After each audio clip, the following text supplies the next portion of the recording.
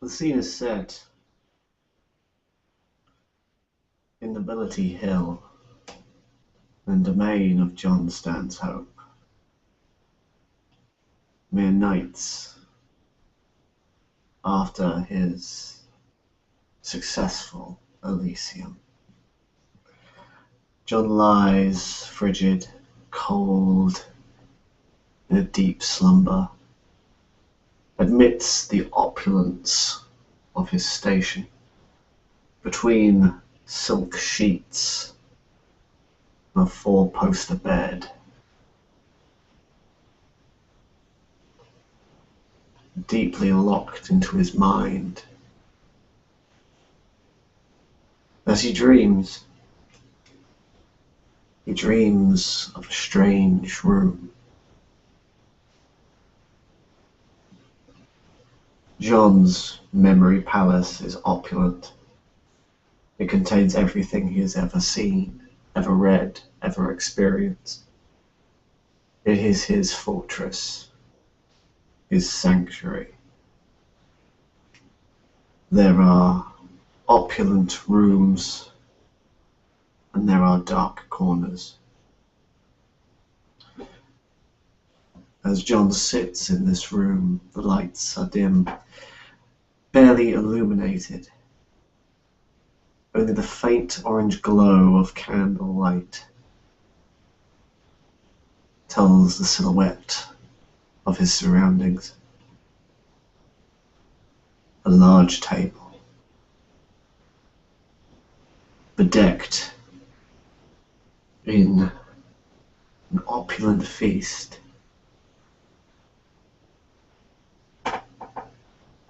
Plates, silver and shining.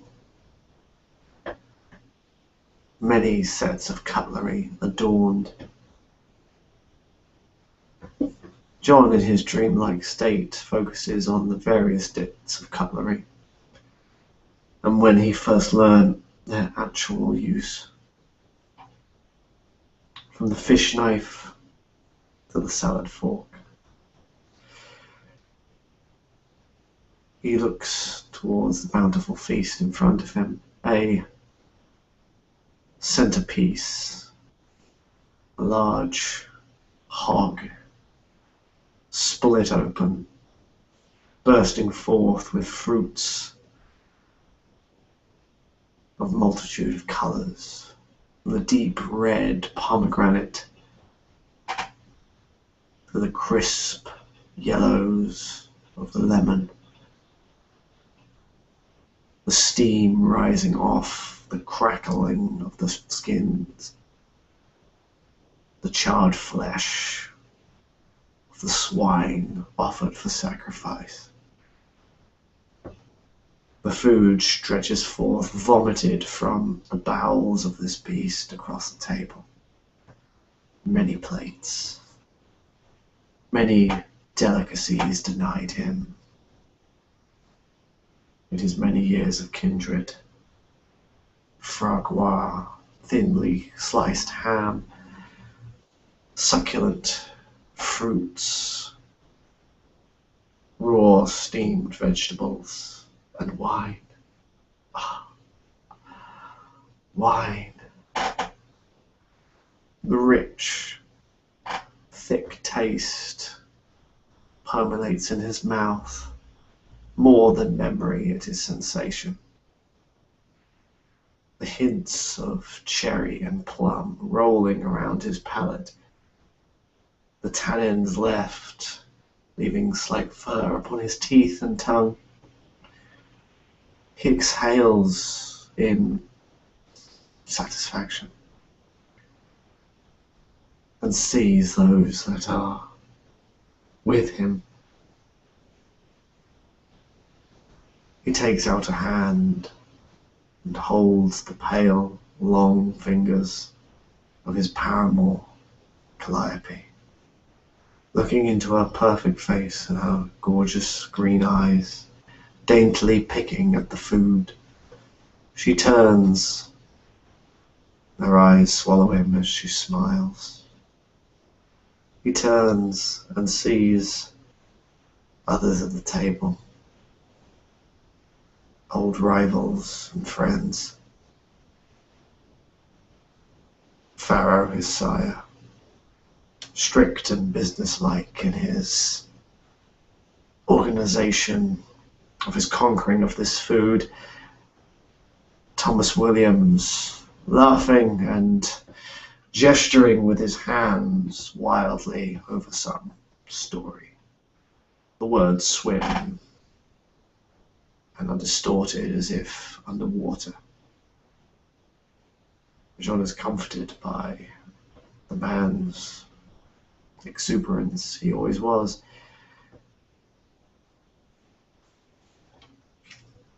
Michael Wraith, raising a glass to him. A faint line of a scar across his neck, where the axe removed that smug head from his body.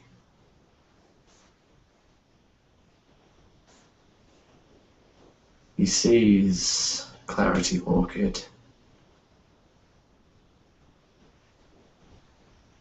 He sees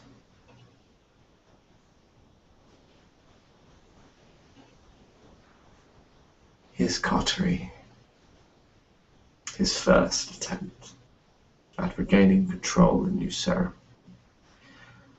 Eleanor Mayhew, no longer deformed by her curse of the clan, in the form she always wore, the kindly face of a middle-aged mother. Jacob O'Connell, nervously picking at some gizzard. John smiles at his flittishness. The young kindred was very perceptive. Raz Knox, an old brown jumper, elbow patches, the spectacles on his aquine nose, no longer fallen and sloughed off, no longer the rows of sharked teeth, but a perfect smile, a kindly look like that of a professor.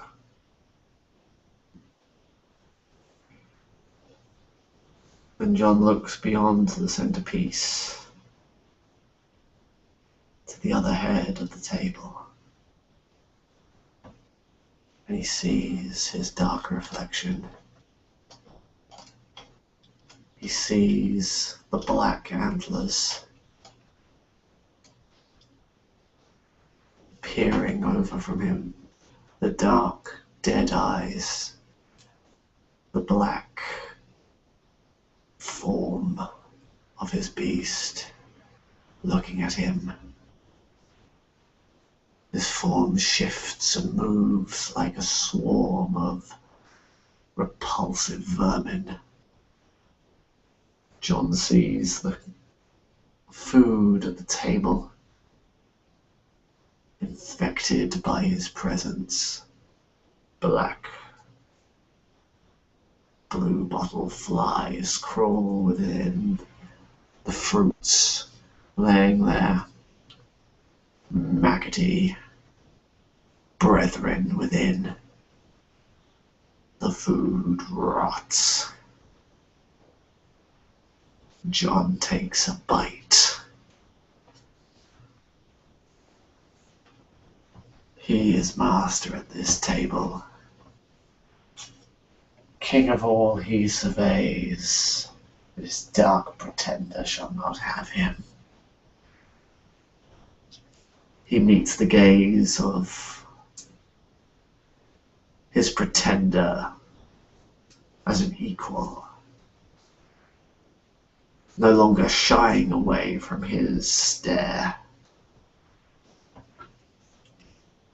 John puts down the cutlery, scoops up handfuls of this rotten offal, and throws it into his maw, chewing at the flesh and the food and the fruit, squishing it beneath his teeth until the juice bursts out across his lips, crunching little squealing flies beneath his teeth. Their carapace and wings catch in his teeth, and he picks them out with his tongue.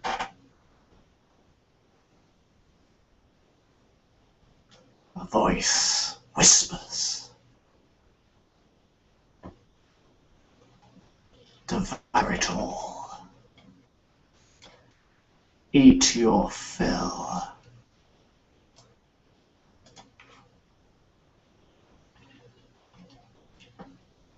Roll will happen. With no awareness, I doubt I'll make it. Oh, well, 2 successes. John tells that it is not the voice of his pretender. They both look in disgust at someone who dares claim a seat at their table.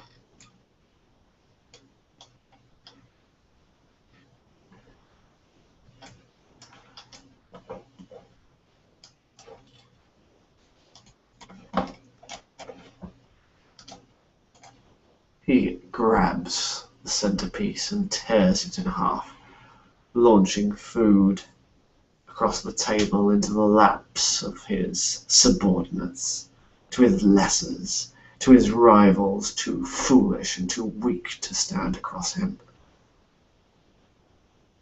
to those who bow because they can tell his greatness.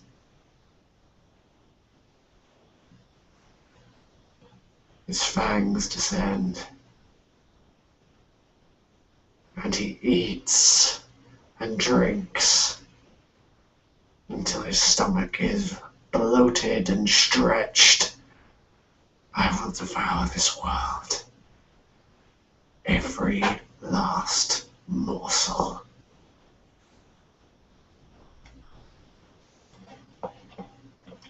John awakes within the satin sheets, the hunger rolling from him. His ironclad mind rails the beast back.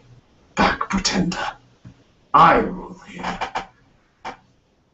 He reaches across the nightstand and takes the already congealing blood and devours it. Standing, not bothering to hide to use his cane, he strides out of the room towards his kitchen, opens the fridge. "Quiet," he says, clutching his head as the beast roils within him. "Devour it all. Feed. Why aren't you where you're supposed to be? Why do you allow fools to make mockery of you? Silence! Beast, pretender, silence! I will drown you in blood." He takes the bottles. There's so few left. When did he drink them? He drank his fill at Elysium. He could not have possibly. Few thoughts. Nothing to dwell on. As John greedily licks the bottles and guzzles the vitae. Taste and class forgotten over a basic need for peace.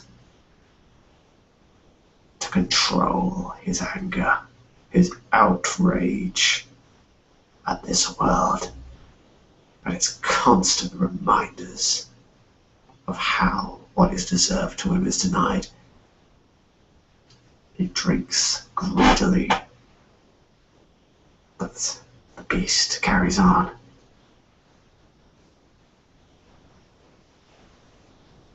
No, I will not be subdued. You will do as I say. John clutches his head.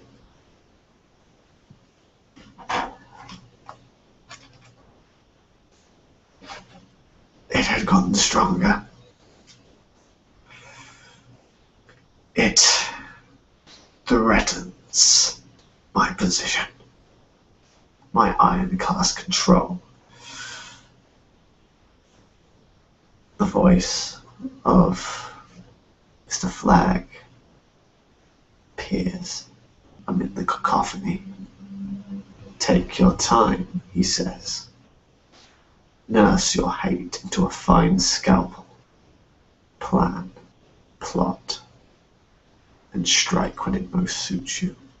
I'm trying, Flagg, but it's taking too long. All my plots, it's taking too long.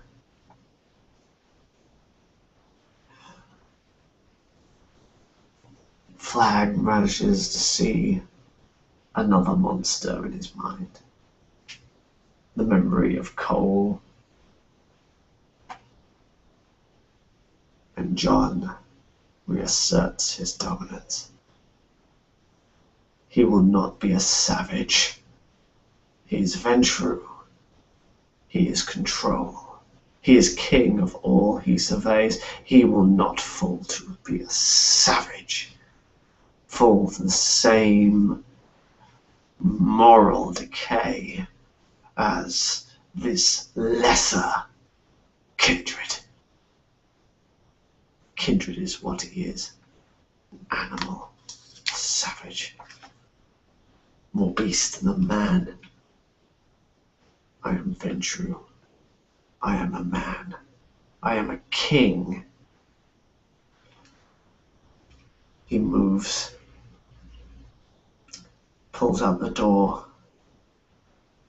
and calls one of his retainers. Asserting his will, he places them on the couch, fetches his bag, produces a needle, and mixes a small, tranquilizing toxin. Injects it into the vessel's arm until he goes limp. Blissful slumber. And with that, Jonk's fangs descend, and he pierces the neck, drinking deep the vitae laced with the medical drugs, with the tranquilizers, until he feels it flow through every vein, relaxing him.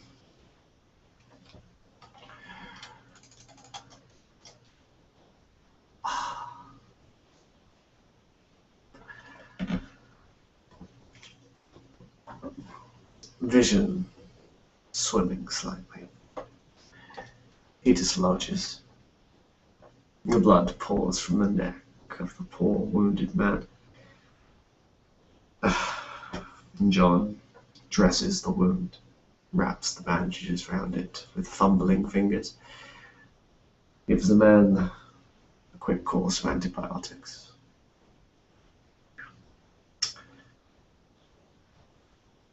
The dosage was wrong. In his haste, he has given himself too much. This will not do.